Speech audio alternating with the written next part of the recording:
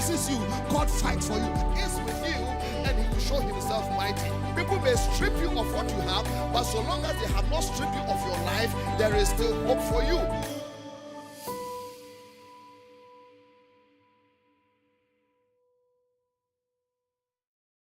You may have lost a lot of physical things, but so long as you are alive, you haven't lost everything. When the battle chooses you, God fights for you. Is with you, and He will show Himself mighty. People may strip you of what you have, but so long as they have not stripped you of your life, there is still hope for you.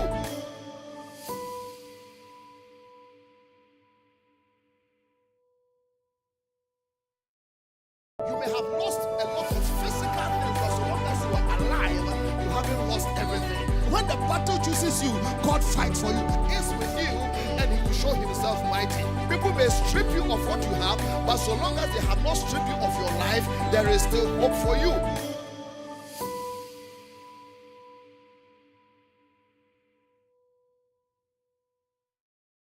You may have lost a lot of physical things, but so long as you are alive, you haven't lost everything. When the battle chooses you, God fights for you. Is with you, and He will show Himself mighty. People may strip you of what you have, but so long as they have not stripped you of your life, there is still hope for you.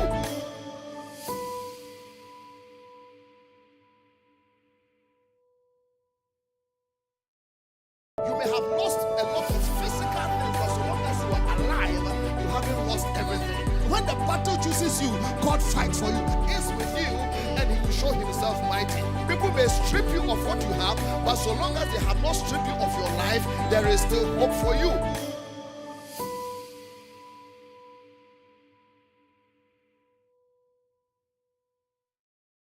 You may have lost a lot of physical things, but so long as you are alive, you haven't lost everything. When the battle chooses you, God fights for you. Is with you, and He will show Himself mighty. People may strip you of what you have, but so long as they have not stripped you of your life, there is still hope for you.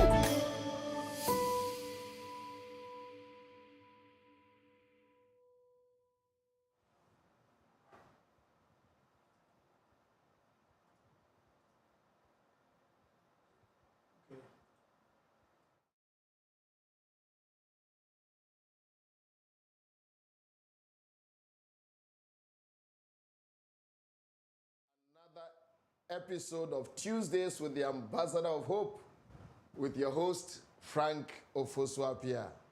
I hope your day has been good.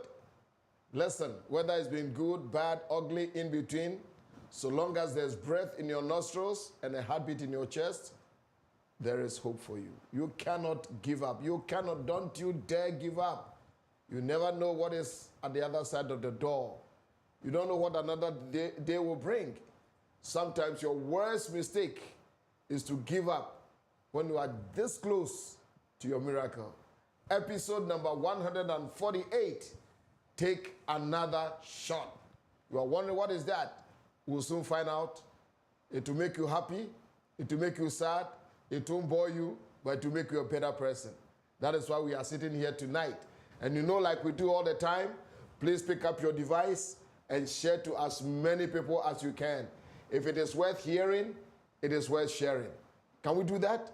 Please do that. Please do that. Don't be selfish. You know, the leper in 2 Kings said, why? This is a day of good news, and why do we keep it to ourselves? So let's do that whilst I welcome a few people. Listen, we are live on Facebook as Frank Ofosu-Appiah Official. We are live on YouTube as the Ambassador of Hope. Share to other people. Share to as many people as possible whilst I welcome some people. Well, my own Rampy, all the way from Ottawa, Canada. Rams, good evening. Joyce Stanford Folemu is in the house. Colin Sobin, good evening to you from the Republic of Kaswa, one of the greatest nations on earth. And Prince is watching us. Hey, George, good evening to you, Nana. I hope you are doing very well. Good to have you here. All the way from the land of 10,000 lakes, Pastor Richard Gospel. Nana Nimo, our honorable one, is in the house. Good evening. We are taking another shot. Nana Joa, good evening. Hey, Z, how are you tonight? I hope you're doing very well. God richly bless you. Please, let's share. Let's share. We are live. We are kicking. It's popping. It's going to be epic. You don't want to miss this thing. Let's do it. Let's do it. Let's do it. Let's do it. Just share to as many people as possible. We are right here on YouTube. Nicholas Opune, Nick, good to have you. Good evening to you, Jesse, all the way from the city of Dusseldorf in Germany. Hey, Blaze, Emmanuel, God bless you so much. Kim is in the house. Good evening to you, daughter. Listen, so many people out there. Can you share? It's going to be a blast tonight. We're going to learn so many good things. Don't you forget. Anita is in the house. Nita, good evening to you. Hey, let's do. I want us to share a little bit. This is going to be so good. I can tell you, I've seen it. It's going to be so good. And you want to get as many people into the house as possible. Sometimes people can get distracted. People can get into all other things. But I want to get them. You know, we want to see the numbers go up a little bit because I'm not going to repeat myself. You know, somebody asked me the other day, hey, why are you not teaching on the Holy Ghost? Why are you not teaching on this and that and that and that? And I said, listen, Tuesdays with the Ambassador of Hope is not another church service. You guys go to churches, you have wonderful pastors, you have prophets, teachers, evangelists, apostles, special visionaries, whatever it is, they do a wonderful job wherever you go, support them. My business in Tuesdays with the Ambassador of Hope is only one thing. I come to add a little brick to the ones that they are already building. I want to help you from Monday to Monday so that you don't live from crisis to crisis, but you can live from crisis to triumph. It's just that's all the Ambassador of Hope does. It's motivation, it's wisdom, it's to help you. Of course, we teach doctrine. Of course, we teach all of these things, but that is packaged for another time. This, I wear the heart of an ambassador of hope. I want to give you hope. Because somebody said the other day that you can live for a little time without food, you can live for another little time without water, you can live for a few minutes without air, but you cannot truly live without hope. Hope is the anchor that pushes you to the future with the earnest expectation that something good is about to happen. Let's share, let's keep sharing, family, let's keep sharing. Good evening to all of you. Michelle Ray says, please don't forget to share. My miracle lady president is in the house. Woman of God, Elizabeth, God bless you. God bless you. Well, Francis is in the proper house.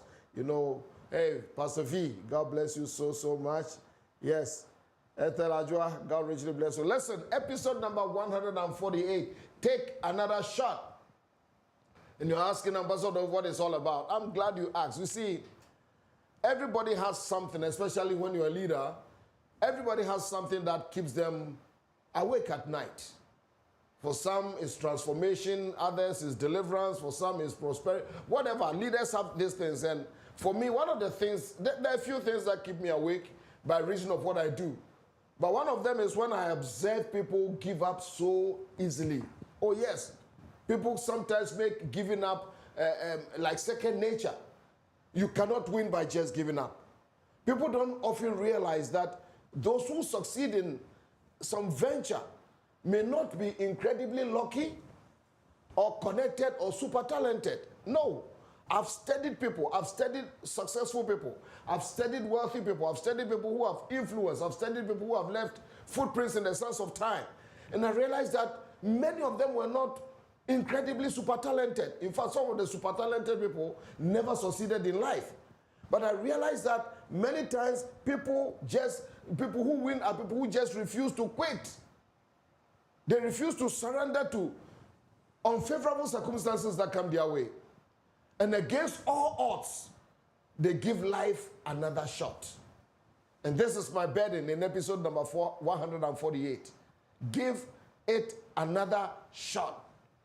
And like I've done almost all the time, I want to put a little fuel in your vehicle. I don't know the level of fuel that you have, but I just want to help you this Tuesday night. I want to push you a little bit. I want to kick you a little bit. I want to cheer you on for you to understand that, listen, the bend in the road is not the end of the road. We are pushing somewhere. And, you know, you may not know, you may know. You may or you may not know. I'm an avid sports person. Well, not in the practical sense of actually doing sports or playing sports now. You know, that playing and doing sports belongs to some, you know, bygone years that remain securely lodged in the vaults of my memory. You know, I used to be that. But I enjoy watching athletes excel. Anytime there's track and field, soccer, basketball, anything. I'm rooted. It gets my attention because I just love it. And one of the things I love about these things is that these athletes demonstrate a lot of enviable qualities that we can learn life from. Because many times your greatest education may not come from a classroom of brick and mortar with professors, but the observation of things that happen around us. Life itself is a classroom.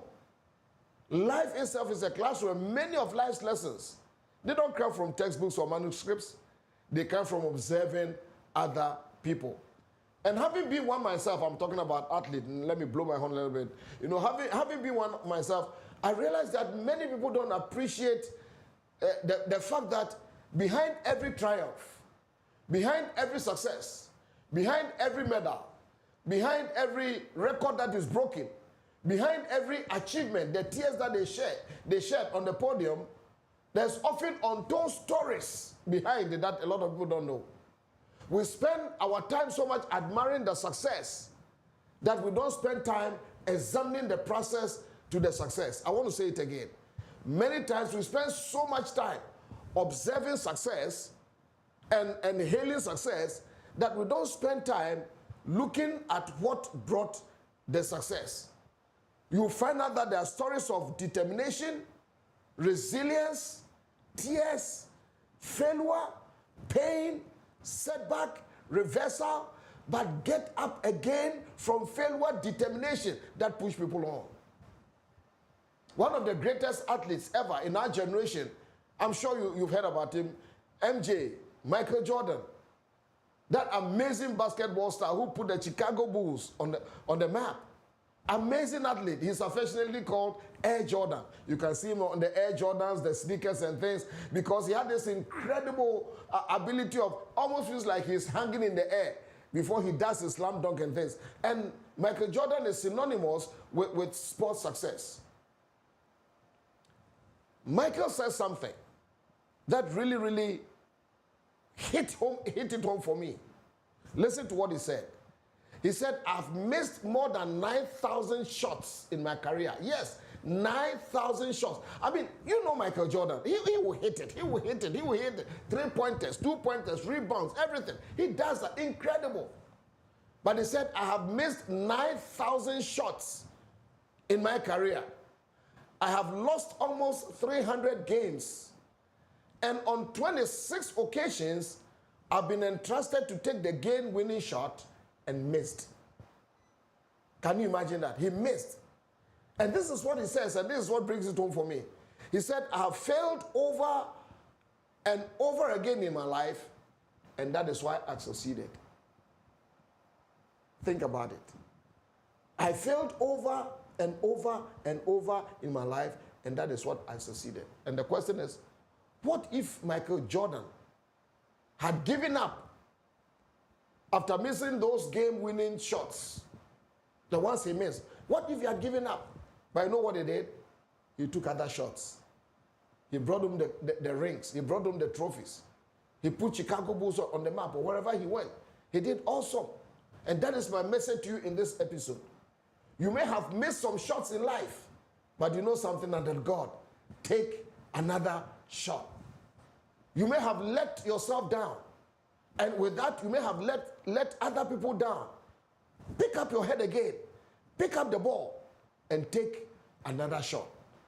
Your doubters and your detractors may be laughing you and scorning at you. My friend, wipe the tears from your eyes. Pick up that ball one more time like Michael Jordan and take another shot. Maybe as you listen to me right now in this episode 148, you may have received some bad news and it looks like, I may not recover from this. No, my friend, it's not over. There's breath in your nostrils. There's a heartbeat in your chest. There's a tomorrow after today. Get up, take another shot. Your story must not end because you failed at something. That is not the end of life. Take another shot. Please hear this and never forget. Life is like a sport. It's a game. Every sport, every game is full of chances. But if you have played sports or watched sports to any appreciable length, you find out that many times our chances come disguised as failures. The chances of life They come to us disguised as failures. Let's consider some of the people in God's Hall of Fame. A man who was called the father of faith, Abraham. That is what you see, one of the things, sorry I'm running a little bit, but one of the things that people don't realize is that God doesn't judge us on one thing that we got wrong. Human beings have this tendency of judging somebody by just one mistake they made. And then they negate every good thing that they did.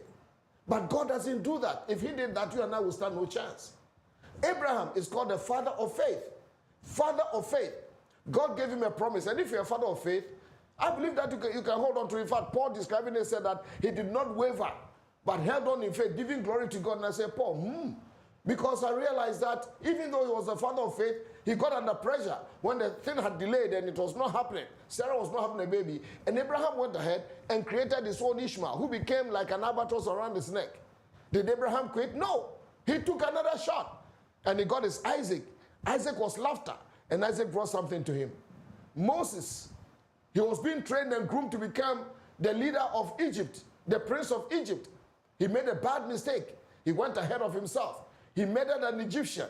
He thought nobody was watching. It became public notice. He had to run away as a fugitive. 40 years of his life at the backside of the desert, watching over a few sheep. He thought everything was lost. But when God encountered him by the burning bush, you know something? He gave Moses a chance. Moses grabbed it, and Moses took another shot. And the fugitive, the murderer, became a powerful man. In fact, when God encountered him at the burning bush, God never referred to his past as a murderer, because God saw something bigger than murder on the inside of him. God saw in Moses Genesis, Exodus, Leviticus, Numbers, Deuteronomy. God saw in Joshua, in Moses, the crossing of the Red Sea. God saw in Moses the giving of the Decalogue, the 10 Commandments. Let me tell you something. There's something resident on the inside of you that is bigger than your failures. There's something that is bigger than your past. There's something that is bigger than the things that you didn't get right. Get up, my friend. Get up. The voices of accusation may be coming against you. Don't you listen to them. Listen to the one who gave you another chance. Pick up that ball and give it another shot. I'm thinking about a fisherman. He had promised, excuse me, he had promised Jesus he was going to be with him all the way.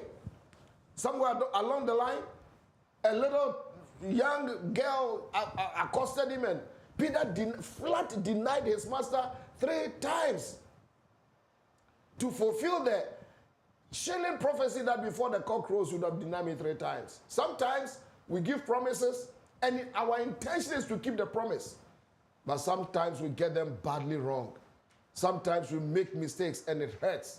And some of you are listening to me. There are things that you promise you never do, but somehow you've done them.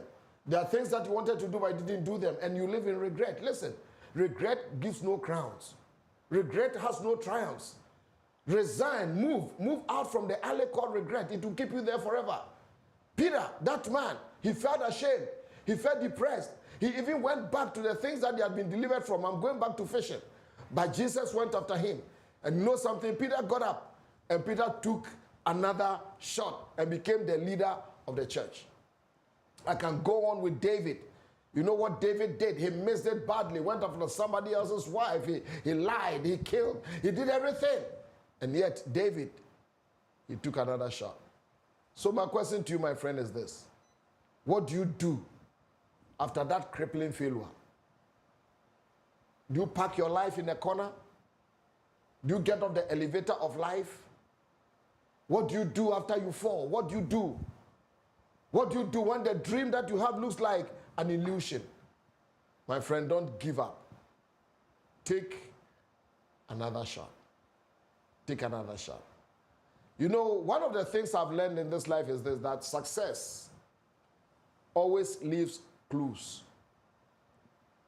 Anytime you see success somewhere, it leaves clues. You have to take your time to look hard, study hard, and you discover the clues. And today, I want to clue you on some qualities or attributes that are common denominators for people who take another shot and win.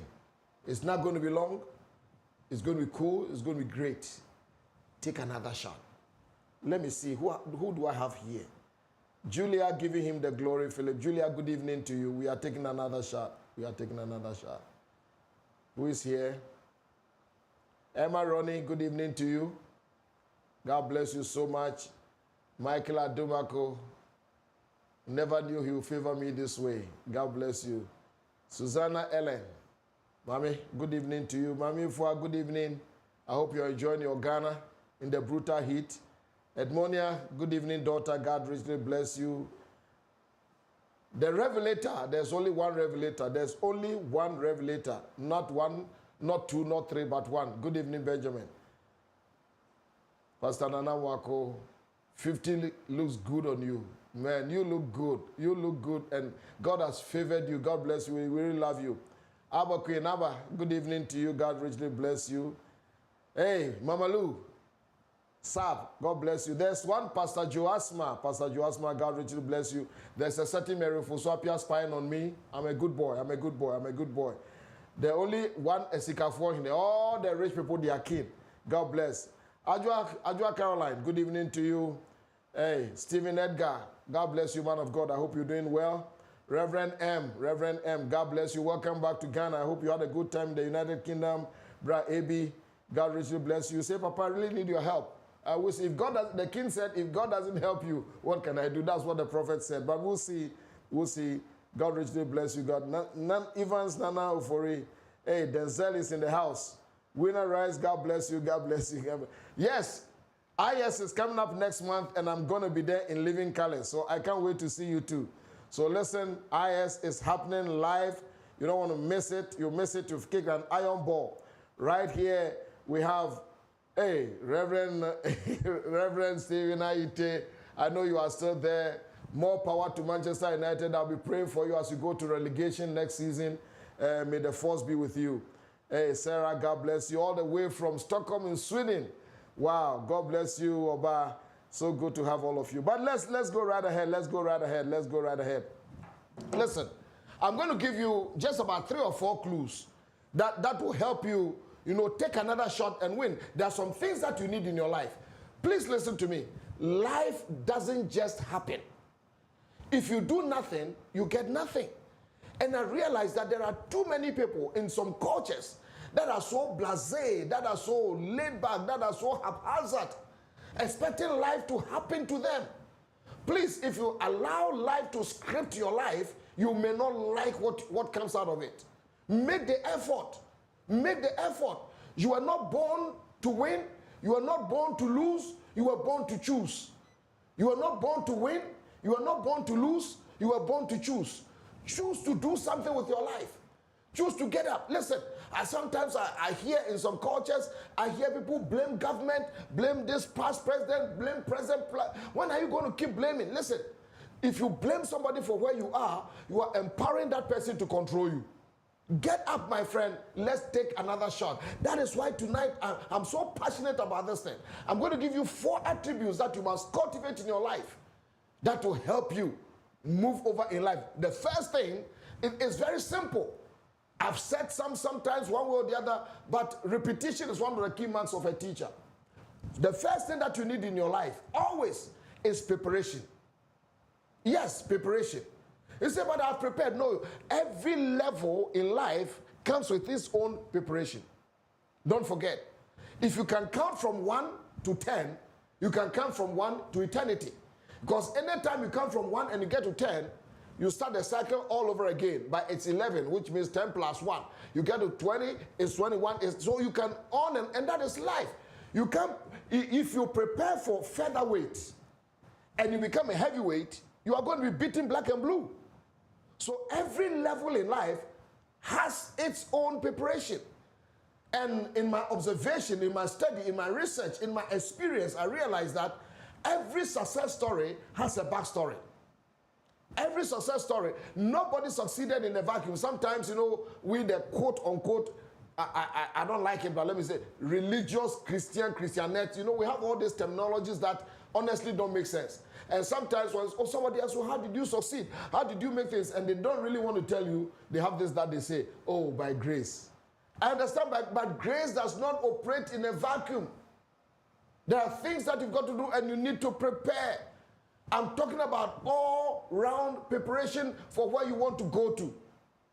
And a lot of people don't prepare for anything in life, and they expect life to happen to them. You can spend all your life praying in the forest. You can have hands laid on you until you go bald. You can shout in Jesus' name. You can shout anything. Wake up to pray at midnight with prayer warriors. Pray in the morning with prayer machines. But if you don't prepare for where you are going to, it's not going to happen. If you don't know how to ride, how does God give you a horse? Think about that. And it's in the Bible. He said, make a pledge to my master. He will give you 2,000 horses if you can put horsemen on them. So if you don't know how to ride, how does God give you a horse? God is not a waster. Prepare mentally for where you want to go to. Prepare physically for where you want to go to. Prepare circumstantially. It's very important. Many young people that I meet, many people, old and young, I beg your pardon, I see that they really want to win in life, but they don't prepare to win. It's one thing to want to win. It's a different thing to prepare to win. It's one thing to want to win, but it's a different thing to prepare to win. Preparation sets you apart. Preparation marks you that you are serious. It helps you to build a strong and solid foundation to withstand the stress and the pressures that are ahead. In fact, the carpenter from Galilee, the one who walked this earth in majesty, he says something, and I'm going to read it for you. In Luke's gospel, Dr. Luke recorded it from his own mouth in the 14th chapter. When you read verse 28 through 30, just 3 chapters in the Message translation, just listen to this. Luke 14, verse 28 to 30 in the Message translation, it says, is there anyone here who, planning to build a new house, doesn't first sit down and figure the cost so you know if you can complete it? If you only get the foundation laid and then run out of money, you're going to look pretty foolish. Every one person by will poke fun at you. He started something he couldn't finish. What sobering words from the mouth of the Messiah. Prepare yourself. Preparation time is never wasted time. It's invested time. Arguably one of the greatest presidents of the United States of America, Abraham Lincoln, he said, I'll prepare myself, and maybe one day my time will come. The rest, you and I know, is history. You want a promotion? Have you prepared for that promotion? You want to go to the next level, whatever that means? Have you prepared for it? In fact, you see, and sometimes people wait till they are promoted until they try to prepare. When you do that, you are like the person who puts on the seat belt after the car has crashed. No, you can't do that. Martin Lloyd-Jones, one of the great preachers in the United Kingdom of some bygone years, said that the worst thing that can happen to a person is to be successful before you are prepared. That's a bad thing. It exposes you. Your promotion will suffocate you, will electrocute you. So my friend, be intentional in your life. Don't ever think that you don't need to prepare for anything. If you're going to sing, prepare. If you're going to preach, prepare. If you're going to play, prepare. If you're going to do recording, prepare. If you're going, whatever you are going to do, prepare. In life, let me say, learn about your field. How do we become a master? How do we become an accomplished person in your field? Because this world, there are 8-point-something billion of us. There's a lot of competition. How do you get up? How do you get to the top? Learn about your field. That is how you separate yourself from mediocre people. Nobody pays to go and watch mediocre. Nobody stands in a line to go and listen to mediocre. Study your field. I spend my time. I read books. I buy books. I research. You know, for the 45 minutes or whatever, you have no idea the preparation that goes into it. Long before the lights are cut on, I've prepared myself. An old African-American preacher said many years ago, when I'm going to preach, I think myself hot, I think myself deep, I pray myself hot, and I let myself go. So you've got to prepare. In fact, sometimes, listen, let me clue you. You have to learn about your competition. What's making them tick? What's putting them over? Are there things that I can learn from them? Learn about your enemies. Oh yes, learn about them. That is how you can outwit them. You have to learn. Learning brings knowledge, and you and I know that knowledge is power. Why would you pay a mechanic hundreds of dollars for him to fix an oil leak in your car? Why do you do that? It's because he has the knowledge to fix it. Why do you pay a doctor to run some tests and write you some prescription and just that? It's because he has something you don't have. The dressmaker, why don't you do your own dress? So my friend, if you are going to go over in life, never discount preparation. You are not too big beyond preparation. Every level that you want to go to has preparation. Prepare for marriage. You want to get married? Prepare for it. Read books on marriage. Observe married people. Go to seminars. You are preparing. It's cutting your learning. You are cutting your learning curve sharp. Prepare for leadership. Prepare in your business. Learn. And sometimes, listen, your preparation could be something that may not be as glamorous as serving somebody. Yeah. Serving. I told somebody the other day, listen, go and work for free somewhere. That is your free education. That is your free. You never know just by, it's your tuition. Sometimes observe masters at their craft. Oh, I watch teachers. I watch teachers, I watch motivational speakers. I watch how they handle their things. I'm learning. I'm preparing. One day, I don't wait till I get under the lights on the platform. Long before the lights are on, long before the introduction comes, how has your preparation been? Take another shot.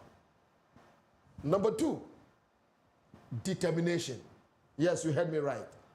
Mama Vicky, good to have you here. Thank you. God bless you. Thank you. Most Reverend Eriko Kwajima Prempe, good evening. Thank you so much. Thank you so much. Mark Pessima, no, the greatest teacher is Jesus. I'm just one of them. Fiabafua, good evening to you. Patrick Oko, God bless you. Listen. The next one is determination. Yes, I'm going to say, please listen to me carefully, else you'll miss what I'm going to say. This attribute called determination separates winners from talented losers. I chose my words carefully.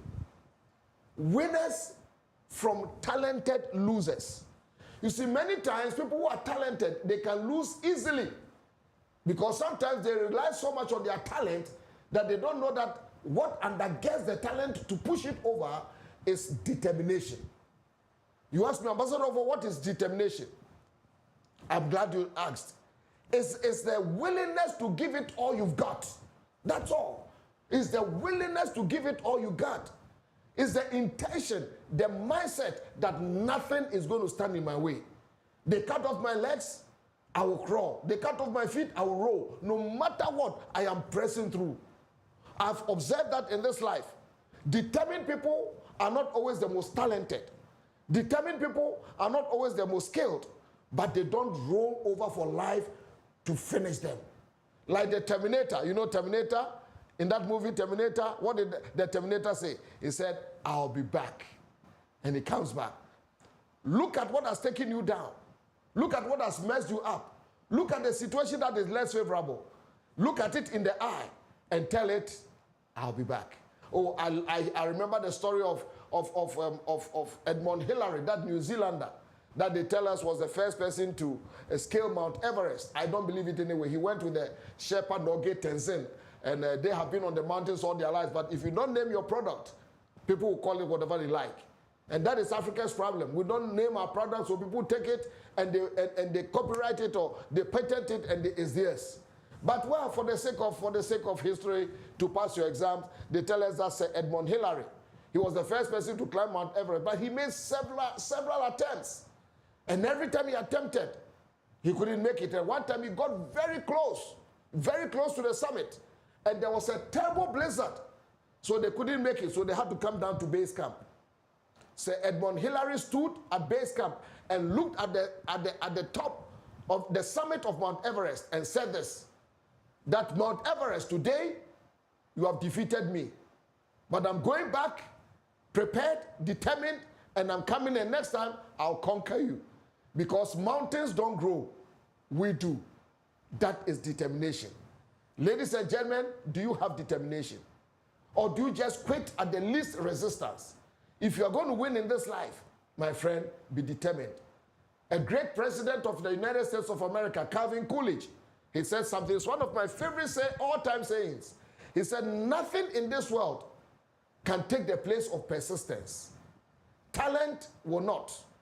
Nothing is more common than unsuccessful men with talent. How true. Genius will not. Unrewarded genius is almost a proverb. Education will not. The world is full of educated derelicts. Persistence and determination alone are omnipotent. The slogan, press on, has solved and will always solve the problems of the human race, unquote. What a powerful thing. Persistence and determination alone are omnipotent. So my friend, whatever it is, don't back down. Life is not cheap.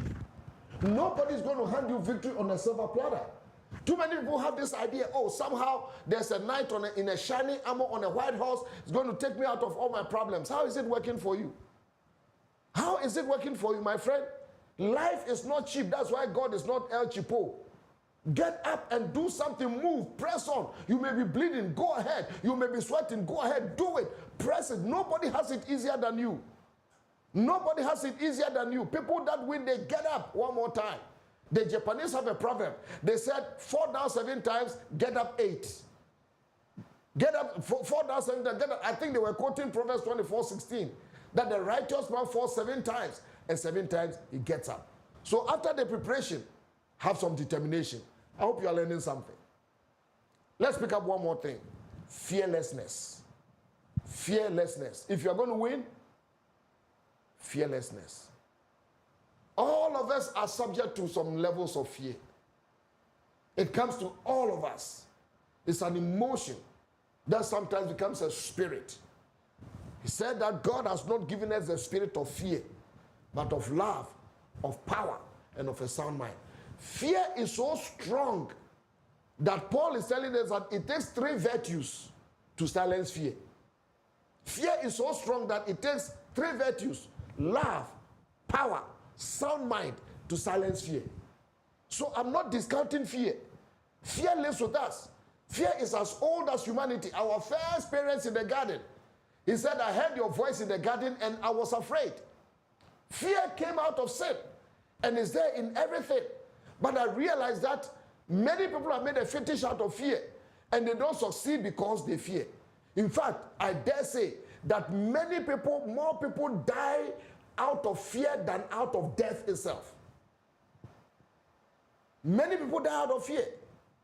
Fear is more responsible for failure than real actions.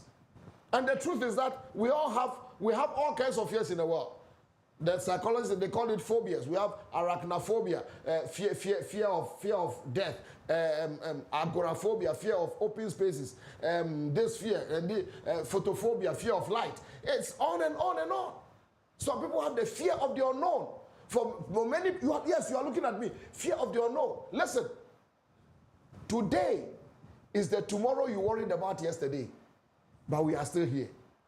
And if it is unknown, why do you want to know? Life goes on. There's a God in heaven who orders your steps. The steps of a good person are ordered by the Lord. Don't worry about tomorrow. Jesus said, how many of you by worrying can add 1 foot to their height? Have no fear, my friend, about the unknown. Some also they fear ridicule. I was talking to somebody and he said, people are ridiculing me. They will ridicule me. That's what I'm saying. Do you know how many people ridicule you that you don't know? Even me, I hear ridicule sometimes. People ridicule. It's there. People shoot verbal bullets just to kill your drive, just to minimize your effort. But people who are determined, people who know where they are going, they pick up their ball and take another shot in spite of the ridicule. For some, it's a fear of rejection. I was talking to a lady the other day, had gone from one relationship to the other. He said, but Pastor, I fear rejection, and so I must have people. And I said, that is not how you do life. You're going to be messed up before you turn 40. Listen, everybody faces rejection. But the beautiful thing is that God will never reject you. There are people who know the worst about you and love you anyway. Why do you spend all your time worrying, fearing? You make bad mistakes. You get people into your circle that you have no business getting them into your cycle. For some, it's the fear of failure. Pastor, what if I fail? And my question is, what if you don't? Who hasn't failed before? Failure is as old as humanity. Before you and I were born, failure was here. And after we are gone, failure will be here. For some, it's the fear of death. Let me tell you, was this William Shakespeare who said, cowards die many times before their death? The valiant never taste of death but once. And for all the wonders I've yet have seen, it seems to me most strange that men should fear. Seeing that death, a necessary end, will come when it comes. Have no fear. Have some courage in life. Courage is necessary. Have no fear. The great leader, Nelson Mandela, may his soul rest in peace, he said, courage is not the absence of fear, but triumph over it. Don't react in fear. Act against it. Do it. Do what you fear. Do it. Learn to push through your fears.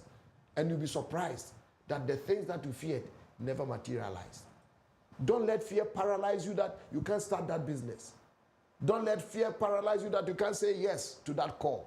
Don't let fear paralyze you that you cannot do the thing that you have determined to do. Take a step and see what the Lord will do. You want to build? Start it. Buy that land. Buy that brick. Buy that block. Dig that foundation. Start it. One at a time. One nail at a time. One nail at a time. Do it. Don't make fear. Don't allow fear to make you so starting that you procrastinate. You miss golden opportunity. Get up. Get up. Get up and take another shot. You learning something? I hope you're learning something. Number one, tell me about it. Preparation. Preparation. You know, for those of you who are charismatics that, you know, preachers make declarations that is powerful. I receive, I receive, I receive. That's very nice. But have you prepared for what is coming your way? Nobody promotes an unprepared person. The Bible says that Jotham became mighty because he prepared his ways before the Lord. Preparation time is never wasted. The Japanese, is it a bonsai tree? It takes a very long, a certain tree, please forgive me, whatever it is. It takes a very long time to come up. But as soon as they hit a particular thing, like overnight, boom. That is the back end of a success story that you don't see. Everyone who has succeeded have stories that they may not tell you. That is why sometimes you need to find mentors who have done things and sit down. Don't ask them for things. Ask them about their story. Because the success of people, the true success of people is found in their stories. And then we talk about number two. What was number two? Tell me again. Determination. Be determined.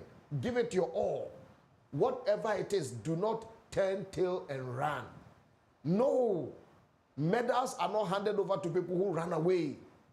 Championships are not given to people who didn't stand in the fight. Stand in it. Be determined. Push it. Determination is something you don't go to school to learn. It comes from up here in your mind. Make up your mind that I'm not going to give up. And even if it takes me a week of Sundays, I'll do it. I'll do this or I'll die trying. And life has respect for people who are determined. Remember Calvin Coolidge? The slogan, press on, has solved and will solve the problems of this world. Persistence and determination, these two words, are omnipotent. Don't give up. Then the third one, we looked at fearlessness. Be fearless. Don't be timid. Don't turn tail and run. When life knows that you're always running, my friend, life will chase you. Let's look at the last one and I'm going to let you sleep. And that is strength. Strength. No matter who you are, male, female, there's no in between. Businessman, businesswoman, pastor, leader, artist, whatever, listen, you need some strength. After life has dealt you a crushing blow, you need strength to get up. And I'm glad God supplies us strength. There's something on the inside of you. He says that now unto him that is able to do exceedingly abundantly, above all that we ask and think, according to the power that is at work on the inside of you. But listen to me, my friend, in this life, weaklings don't break through. You sit down and wait. I'm waiting for... I'm trying to remember who said that. Somebody said, maybe it's President Lincoln again. He said that they said that life comes to those who wait. He said, yes, those who, but what you get is the leftovers of those who hustle. So get up and do the hustling. Don't expect to have a lucky break. My friend, lucky break is a hoax. You need strength. You need physical strength. Exercise. Don't act of... Today, I meet 22-year-old boys and they stand straight and they can hardly see their feet. I want to be nice. Yeah, 22, 23-year-old boys. You bend down to lace your shoes and you get up and you pass out. You need physical strength. Let me tell you something. You are a spirit and the spirit lives in the body. If you abuse the body, where does the spirit get to reside?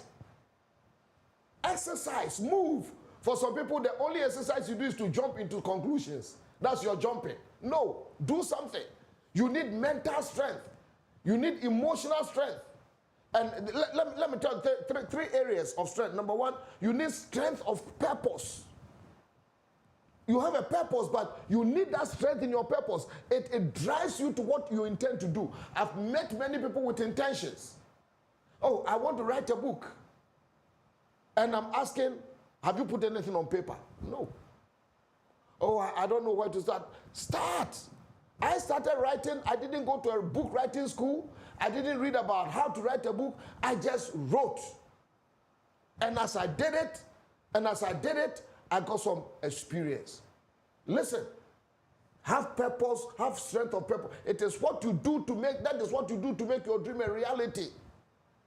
If you have a purpose, what's your goal? And within the goal, what plans have you made to achieve them? Are you executing them? Strength of purpose must push your purpose. Take a shot, start. Then number two, you must have the strength of endurance. I've talked about that. Endurance. Give your dream everything it takes for as long as it takes. Give it everything it takes for as long as it takes.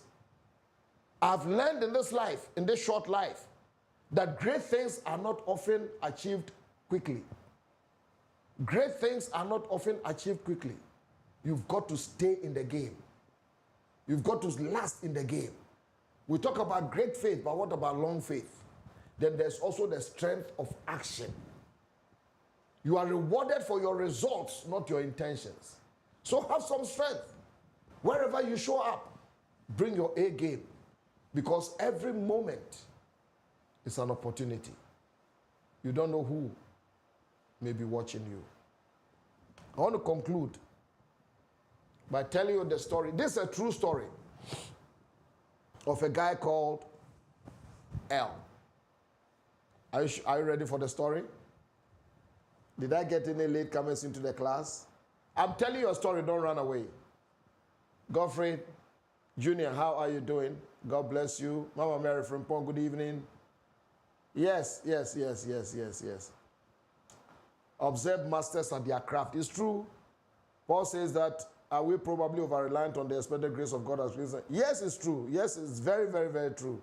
Yes, we are too laid back and we don't prepare enough. And I think sometimes, you know, our charismatic church, we have done a lot of good, but we have also done a lot of not so good. We have let this thing be grace is all about God and very little about us, so no effort.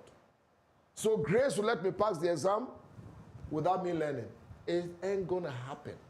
And a lot of people have eaten this wrong doctrine, watered down, lukewarm, tepid doctrine, and are angry with God when it's got nothing to do with God.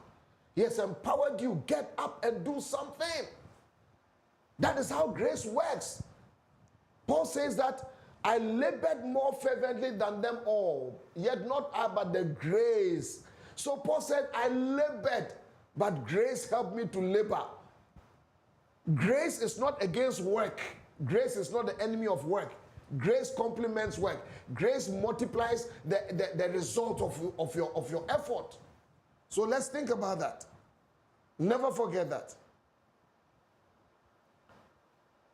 Lady Reverend Eunice Adu, God bless you. Amofe Patrick, good evening to you. Patrick Oko, good evening. Blessings to all of you. Wow. Nanaya Jumajo, good evening to you. God richly bless you. This is a Brefi.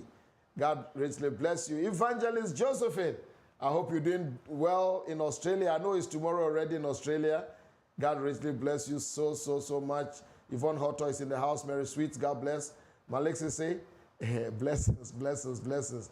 Prophet David Blodo. David, good evening to you. Ajua Frema is in the house. Wow. Mary Ofe Ajumai, Doc, good evening to you. Well, Zigza, you are taking another shot, man. Take another shot, Zigza. Give Tim Mensa, good evening to you. But let me tell you the story about a guy called El. E-L. El. I'm going to tell you his story. Picture this. El is standing in a valley. The heat is intense. That day, the heat is intense. He had some men, fighting men with him. They all were armed. Then they saw some angry men with weapons rushing towards them. They had swords, they had spears, they were coming. And as they drew closer, El could see the intense hatred in their faces. They are snarling curses. And yet El refused to budge. His fellow soldiers that were with him had run away when they saw the fierceness of the enemy. They went up the mountain and hidden on some rocks, behind some rocks. They had left their brother El with his sword. They are intimidated by the sheer numbers of the enemy. In fact, they tried to talk El out that, listen, let's cram, let's go. There's another chance. There will be another time. But El knew that no matter what, there will not be another day. They were outnumbered. They were outmaneuvered. They were surrounded, outgunned. In this war that is coming, there will be no negotiations. No prisoners are taken. No quarter given, no quarter asked. This enemy that El was facing, they had killed before, and they will kill again. And the only thing that these brutes understood was strength. And the only thing and the only way to stop them was through brute force. So El determined to stand alone, ready to battle. Presently, the enemy came down and the battle was joined. From behind the hills, the deserters were watching. These vicious men, as they came against El, their brother. They knew that El would soon be dead because he's outnumbered, one against this majority. But El was strong. He was brave. He was going to fight. He would die, he would live or die on his feet. Listen, everybody would die on a mountain one day. Choose your mountain. Was there any reason to fight? El thought so. I have to fight. Because if I don't stop this enemy, the enemy will keep on coming. So presently they started fighting. El swung his sword ferociously, lunging.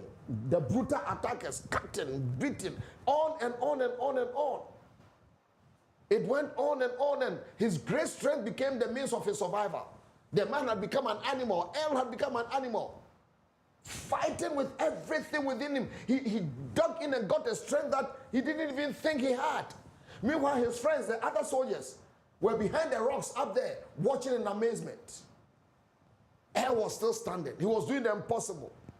He was winning all alone, one strong man against a whole army. The other soldiers couldn't believe it, but it was happening. Then one of them said up there, let's go and fight with our man. They shouted and they returned to join the fight. But you know something?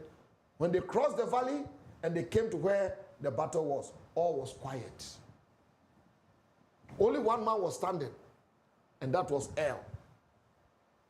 All around him was the carnage of the fight. All the enemies was dead. There was not one left standing. And El saw the men as they came. He tried to put down his sword, to shake their hands and to make contact. But you know something? He could not loosen his grip from the sword. He had fought so intensely with so much dedication and determination and fearlessness that his sword had clung to his hand. It was frozen in place. For some of you who read your Bible, you may recognize who I'm talking about. His story is in 2 Samuel. He's called Elazar, the son of Dodo. Every time Israel had planted their crops, the enemy will swoop down and take their crops and take them away. Until one man determined that this ain't going to happen. I'm standing my ground in the midst of this lenten field. And the Bible says, Elazar, the son of Dodo, he fought until the sword clung to his hands. A day comes, my friend, that you must stand alone and fight for what is right. A day comes that in spite of what family may say, detractors may say, church may say, nations or cultures may say, you know what is right for you. You know what your heart desires. Pick up the sword and face the adversary. There's a God on your side. For having to hear that one with God is a majority. Don't cut and run. Pick up that ball. Take another shot. You will live by God to tell your story. Don't give up. Life is not a bed of roses. Prepare yourself. Have some determination. Have some determination. Have some determination. Move on. Move on. Have no fear. Dig in and have some strength. The glory will be yours. My name is Frank Ofosu-Appiah, your ambassador of hope. I hope you've been blessed tonight. I want to pray for you before you go. Is that okay? Father, for everyone whose back is to the wall, let them know that they are not alone. For everyone who is fighting some battles, let them know that they are not alone. Help your people. Do them good. And tonight, let your people sleep well. In Jesus' name, amen. I'll see you in another episode. Pray for me as I pray for you. Bye-bye.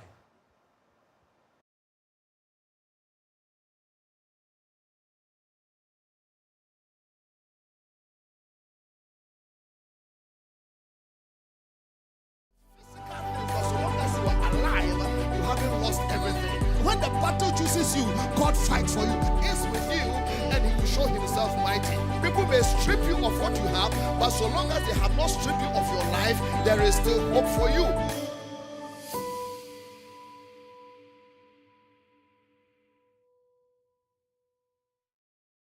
You may have lost a lot of physical things, but so long as you are alive, you haven't lost everything. When the battle chooses you, God fights for you. Is with you, and He will show Himself mighty. People may strip you of what you have, but so long as they have not stripped you of your life, there is still hope for you.